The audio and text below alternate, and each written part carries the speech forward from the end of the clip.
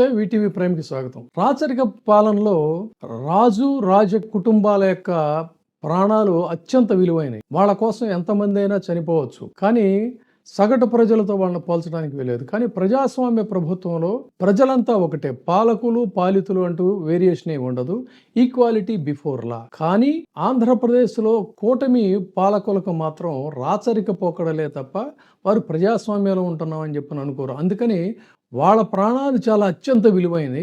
అదే సమయంలో సగటు ప్రజల ప్రాణాలు పేలపిండితో సమానం, గాలికి కొట్టుకుపోయే పేలపిండితో సమానంగా ప్రజల ప్రాణాలు చూస్తారు. వాళ్ళ ప్రాణాలు మాత్రం అత్యంత విలువైనవి. ప్రజల ప్రాణాలే కదా, ఆ మాటకు వస్తే ప్రతిపక్ష నాయకుడి ప్రాణాలతో కూడా వాళ్ళకి లెక్కలేదు. గతంలో ఆ రాష్ట్రాన్ని పాలించినటువంటి నాయకుడైనా కూడా వాళ్ళకి కించిత్తు లెక్కలేదు. వాళ్ళు ఎటుపోయినా కూడా పర్వాలేదు, వాళ్ళ భద్రత కూడా గాలికి వదిలేసేయచ్చు. ఇది అక్కడ జరుగుతున్న తీరు. ఆల్రెడీ ఇప్పటికే కావాల్సినంత మంది సెక్యూరిటీని పెట్టుకొని Z+ కేటగిరీలో, అంటే A to Z ఉన్నాయి, అన్ని రకాల జడ్లు కేటగిరీలు అన్నీ కూడా పెట్టుకొని ఒకవైపు చుట్టూత వారికి వారి కుటుంబ సభ్యులకి నిరంతరం కాపలా కాస్తూ ఉంటే, వాళ్ళ ప్రయాణాలకి కావలసినంత బలమైనటువంటి బుల్లెట్ ప్రూఫ్, అత్యంత కోట్ల ఖరీదు చేసేటువంటి బుల్లెట్ ప్రూఫ్ కార్లు ఉంటే అవి చాలా ఉన్నట్లు మళ్ళీ ఇంకా అదనంగా విఐపీల భద్రత కోసం అని చెప్పని బుల్లెట్ ప్రూఫ్ వాహనాలని మళ్ళీ కొత్తగా కొనుగోలు చేయటం కోట్ల రూపాయలతో. ఎంత దారుణం అండి. ఒకవైపు అప్పుల ఊబిలో కూరుకుపోతున్నటువంటి ఆంధ్రప్రదేశ్లో ప్రజాధనాన్ని వాళ్ళ సౌకర్యాల కోసం, వాళ్ళ విలాసాల కోసం ఇష్టారాజ్యం కింద వాడుకోవటం. ఈ దేశానికి స్వాతంత్రం తీసుకురావడానికి బ్రిటిష్ ముష్కరుల యొక్క తూటాలకు ఎదురుగా నడిచినటువంటి, తను ముందుండి వెనకాల జనశ్రేణులను నడిపించినటువంటి నాయకుడు గాంధీ. అటువంటి గాంధీ నాయకత్వంలో వచ్చినటువంటి ఈ దేశ స్వాతంత్ర్యాన్ని ఈ రోజున తిరిగి మళ్ళీ ఇటువంటి వాళ్ళు చుట్టూతా భద్రతా వలయం, తర్వాత బుల్లెట్ ప్రూఫ్ కార్లు, ఇది అంతా కూడా ప్రజాధనంతో.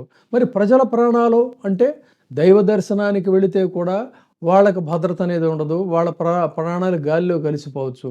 ఈ రోజుకి కూడా దాని మీద సరైనటువంటి ఒక విచారణ అనేటువంటిది లేనటువంటి పరిస్థితి. దాని అసలు ఆ ఊసే లేదు, ఆ వార్తే ఉండదు.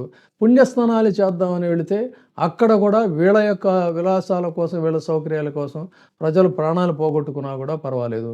ఒకవైపు వరదలు వస్తున్నాయి, ప్రమాదం ముంచుకొస్తుందని తెలిసినప్పటికీ కూడా చాలా హాయిగా నిద్రపోయేటువంటి పరిస్థితి తప్ప ఎక్కడా కూడా ప్రజల భద్రత, వాళ్ళ ప్రాణాలను కాపాడాలనేటువంటి ఒక సంకల్పం లేదు. కానీ మన ప్రాణాలకు వచ్చేసరికి ఉన్న బుల్లెట్ ప్రూఫ్లు కార్లు చాలమంట. అందుకని కోట్లాది రూపాయలు ఖర్చు చేసి మళ్ళీ కొత్తగా జీవో తీసుకొచ్చి బుల్లెట్ ప్రూఫ్ కార్లు మళ్ళీ కొంటున్నారు. ఈ వీళ్ళ యొక్క ఇలాంటి బాపతు పిరికి పందల పాలన చేసేటువంటి పాలకుల మీద జ్ఞానపీఠ్ స్వర్గీయ డాక్టర్ సి నారాయణ రెడ్డి గారు ఒక అద్భుతమైనటువంటి మాట చెప్తారు. రెండు పక్కల నిక్కపొడిచిన తుపాకుల మధ్య తమ ప్రాణ కోశాలను నిరంతరం తడిమి చూసుకునేటువంటి భయభూతగ్రస్త వాహకులను మనం చూస్తూనే ఉన్నాం కదా అంటాడు. చూస్తూనే ఉన్నాం కదా, రెండు పక్కల నిక్కబొడిచిన తుపాకుల మధ్య తమ ప్రాణకోశాలను నిరంతరం తడిమి చూసుకునే భయభూతగ్రస్త వాహకులు, ఎందుకంటే వాళ్ళు పిరికి వాళ్ళు అని చెప్పని అంటాడు ఆయన. అటువంటి తమ ప్రాణాలకి ఎక్కడ ఏందా, ఆయనే ఇంకొక కవితలో చెప్తాడు, నిరంతరం చూసుకుంటూ ఆ ఫ్యాన్ ఆఫ్ చేస్తూ ఉంటావు, ఆ ఫ్యాన్ చూసి భయపడుతుంటావు నువ్వు, అది ఎక్కడ వచ్చి మీద పడుతుందని. ఆ రకంగా కంటినడా నిద్ర కూడా పోలేవు, ఫ్యాన్ చూస్తే నీకు అంత భయం అని కూడా ఇంకొక కవితలో చెప్తాడు. అదొక మరొక సందర్భంలో ప్రస్తావిస్తాను. అంటే ఇంత భయంకరమైనటువంటి పిరికితనం మిమ్మల్ని ఆవహించిందా? ఉన్న సెక్యూరిటీ చాలదా? ఇప్పుడున్నటువంటి ఖర్చుల్లో మీరు ప్రభుత్వం అధికారంలోకి వచ్చినప్పుడు ఏం చేశారు? విలాసాలకు పోవద్దు, ఇదేది ఛాంబర్స్కి వాటికి ఇక్కడ సోఫాలు, ఫర్నిచర్ అదనంగా తీసుకొచ్చేది ఏమీ లేదన్నారు. కానీ తర్వాత జరిగింది ఏంటి? వాస్తురీత్యా అని చెప్పని, ఫెసిలిటీస్ కోసం అని చెప్పని ఆఖరికి మీ సెక్రటరీలకు కూడా అద్భుతమైనటువంటి ఛాంబర్లు కట్టించుకున్నారు. ఇప్పుడు ఈ రకమైనటువంటి పోకడలు పోతున్నారు. అంటే ప్రజాధనాన్ని ఎంత దారుణంగా మీరు పేలపిండిలా ఖర్చు పెడుతున్నారు. అదే జగన్మోహన్ రెడ్డి ఇంటి దగ్గర అడ్డదిడ్డంగా మొత్తం రోడ్లన్నీ పగలగొట్టించి అన్ని వాహనాలు వెళ్ళేటట్టుగా చేశారు. అక్కడేదో ఎన్ని వాహనాలు ఎలా వెళుతున్నాయో ఏమొస్తున్నాయో తెలియదు.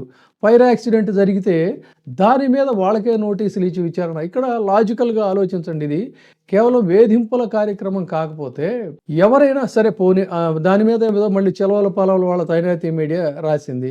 ఒకవేళ ఏదన్నా ఇంపార్టెంట్ పేపర్స్ని వాటన్నిటిని కూడా తగలబెట్టేయాలనుకుంటే జగన్మోహన్ రెడ్డికి ఉన్నటువంటి వ్యవస్థను బట్టి మరి చాలా దూరంగా తీసుకెళ్ళి వాళ్ళు ఎక్కడైనా దాన్ని డిస్పోజ్ చేస్తారు. గేటు ముందు బహిరంగ రోడ్డు మీద ఎవరైనా చూస్తూ ఉండగా మంటలు పెట్టుకుంటారా? అంటే ప్రతి దాన్ని కూడా ఇష్యూ చేసి బట్ట కాల్చి మీద వేయటం అని చెప్పంటారు. ఆ విధంగా చేయటం అంటే అక్కడ ఏమవుతుంది, అక్కడ మంటలు తగలబెట్టే పరిస్థితి ఉంది అని అంటే there is no security. Tirupati పర్యటనకి పరామర్శకి వెళితే మనం చూసాం, లారీలు అడ్డం పెట్టి ఆ లారీలు జనాల మధ్యలో ఇరుక్కుంటూ వెళ్ళాడు ప్రతిపక్ష నాయకుడు. లేదు అంటే పోనీ మాజీ ముఖ్యమంత్రి, మీ దృష్టిలో ఆయన ప్రతిపక్ష నాయకుడు కాదు కదా.